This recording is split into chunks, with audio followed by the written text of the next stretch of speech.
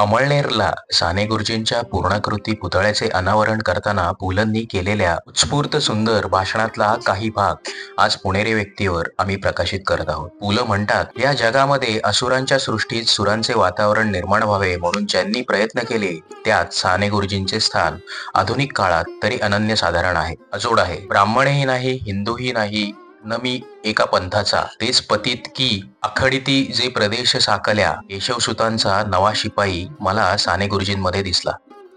साकल्याच्या प्रदेशातला हा फार थोर प्रवासी, जीवनाच्या कितीतरी निरनिराळ्या अंगात ते रमले होते. साने गुरुजींच्या डोळ्यात अश्रू येत असत. हो, येत असत. मी तर म्हणतो की तसले अश्रू येण्याचे भाग्य एकदा जरी तुमच्या आयुष्यात लाभले तरी क्षण खऱ्या अर्थाने आपण जगलो असे म्हणा. साने गुरुजी नुसते रडले नाहीत, प्रचंड चिडले. ते रडणे आणि ते चिडणेही सुंदर होते. त्या चिडण्यामागे भव्यता होती. गुरुजी केवळ साहित्यासाठी साहित्य किंवा कलेसाठी कला असे मानणाऱ्यातले नव्हते. जे जे काही आहे ते जीवन अधिक सुंदर करण्यासाठी आहे अशी त्यांची श्रद्धा होती आणि त्या श्रद्धेपोटी लागणारी किंमत गुरुजी देत होते.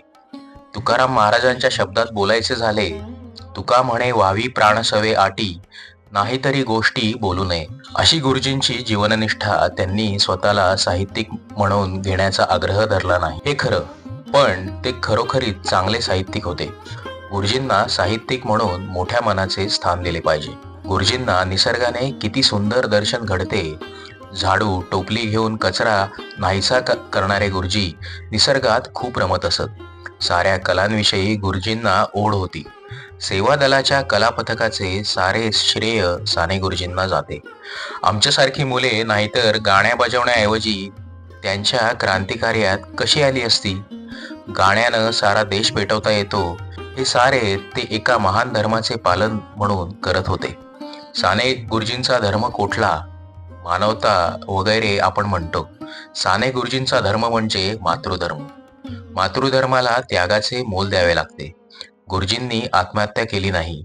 देश इतका नाचला की गुरुजींना जगणे आम्ही अशक्य करून ठेवले. आपल्या घरात गलिच्छ प्रकार सुरू झाले तर चांगली आई तिथे राहील का? जुन्या काळचे असले तरी ती बिचारी काशी यात्रेला जाईल. गुरुजी अशाच एका महायात्रेला निघून गेले की तिथून परत येणे नाही.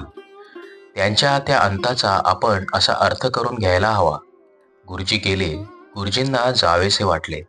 ते गेले त्यामुळे अनेक लोकांनी सुटकेचा निश्वासही सोडला असेल, कारण गुरुजींसारखी माणसं आपल्याला पेलत नाहीत. तो प्रेमाचा धाक त्रासदायक असतो, तो धर्म आचरायला म्हणजे त्रास असतो. पुलंचा कंठ दाटून आला होता. डोळ्यात गुरुजींचेच अश्रू दाटून आले होते. पुलंनी स्वतःला सावरलं. शेतकरी कष्टकरी यांच्यासाठी उठून सारे रान आता पेटवू, सारे रान म्हणणारा, स्त्रियांची गाणी लोकगीत दारोदार, खेडोपाडी फिरून माता बहिणींमधली कविता, सुखदुःख वेचून घेणारा, त्यांच्या दुःखांना सामोरं जाणारा, दलितांसाठी मंदिरं आणि माणसांच्या अंतःकरणातील बंद कवाडं खुली करणारा हा महामानव या पवित्र भूमीत राहिला आणि काळ्या कुट्ट काळोखात बोलता नाहीसा झाला.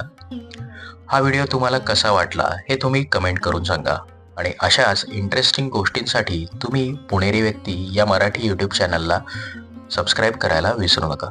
धन्यवाद.